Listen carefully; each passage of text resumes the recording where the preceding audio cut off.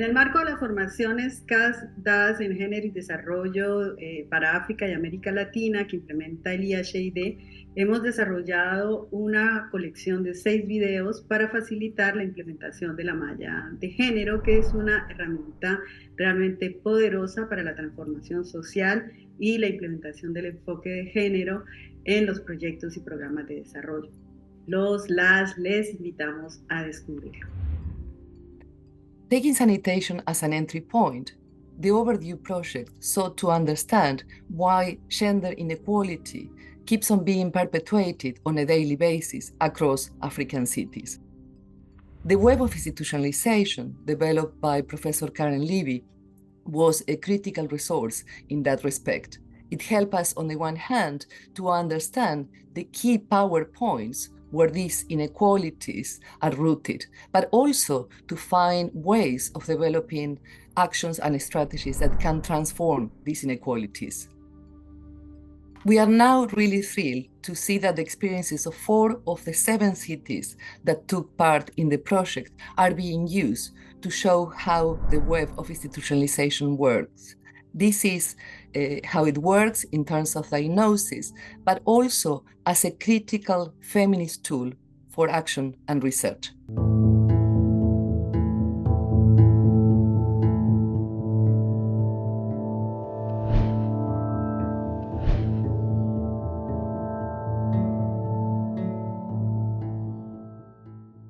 Comment analyser le genre dans la sphère organisationnelle? On s'intéresse dans cette sphère à comment l'organisation gère le genre, notamment à travers la responsabilité pour la prise en compte du genre, les procédures et le développement du personnel. Prenons l'exemple du projet de réhabilitation d'une station de traitement des boues fécales pour la production de biogaz dans une école d'Antananarivo, à Madagascar. Quel était le but du projet? Notre objectif était de réhabiliter une petite station de traitement de boues de vidange proche d'une école primaire publique dans un quartier populaire pour récupérer du biogaz pour la cantine scolaire et du compost pour le jardin potager de l'école.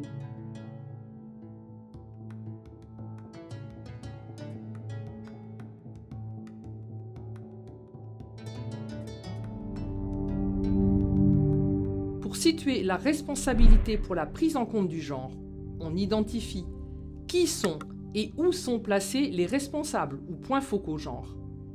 Quel est leur rôle, leurs compétences, leurs valeurs, leur pouvoir d'influence sur les politiques et les budgets. Et enfin, quels sont leurs budgets, procédures et outils pour travailler.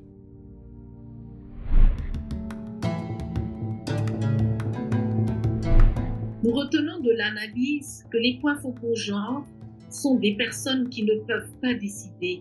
Leurs connaissances et leur savoir en termes de genre sont insuffisants. Ils n'ont pas de mission définie à leur poste. Leur responsabilité pour le genre est secondaire.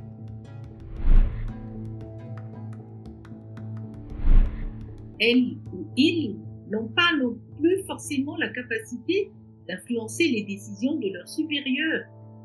Ni la structure responsable du genre, ni les personnes affectées au poste ne disposent d'espace de négociation pour faire une quelconque pression pour l'intégration effective du genre, même au sein de leur organisation.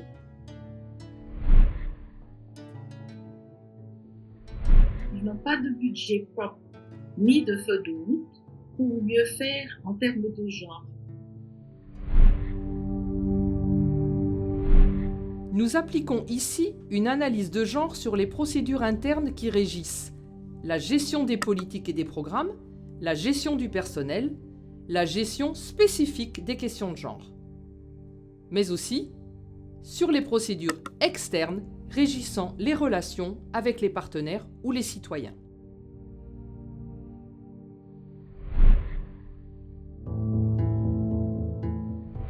On a essayé de repérer d'abord les principales procédures internes à l'organisation pour le développement, mais aussi la mise en œuvre, le suivi et l'évaluation des plans d'assainissement.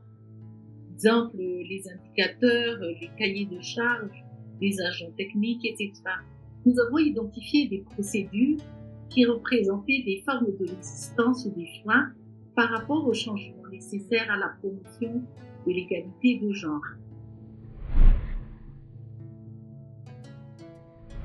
En fait, c'est possible de recruter les femmes, mais avec les paperasses qu'il faut présenter, des fois ça devient des freins à la participation des femmes aux activités rémunérées et aux activités formelles.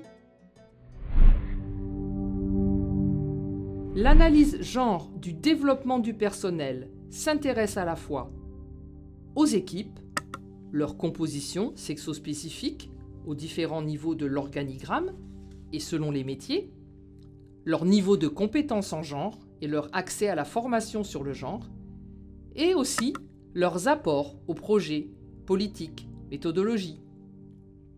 On s'intéresse aussi à l'égalité professionnelle entre les femmes et les hommes, égalité des salaires, égalité des chances et mobilité professionnelle, mixité dans les postes et les tâches, articulation des temps de vie et bien sûr, lutte contre les discriminations et les violences sexuelles et sexistes au travail.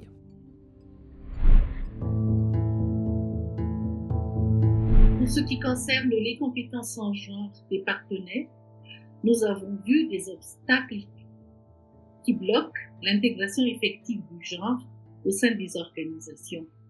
En fait, les personnels des partenaires ont reçu des formations.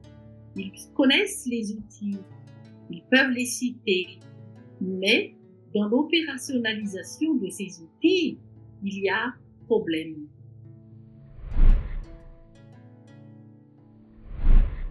Désagréger les données, c'est d'accord, mais après la désagrégation, qu'est-ce qu'on fait des résultats? C'est là les questions de compétences qui ont été observées. Sur le plan de l'égalité professionnelle, nous avons constaté que les inégalités subsistent et le stéréotype de genre est encore difficile à déconstruire. Les décideurs sont des hommes et les femmes sont des subalternes. On a vu des efforts en faveur de l'égalité des chances, par exemple pour faciliter l'accès des femmes aux formations. Les femmes montrent souvent plus de disponibilité pour approfondir le genre. Toutefois, elles attendent parfois d'avoir le temps et d'être moins prises par leurs obligations reproductives pour accepter de valoriser leurs compétences.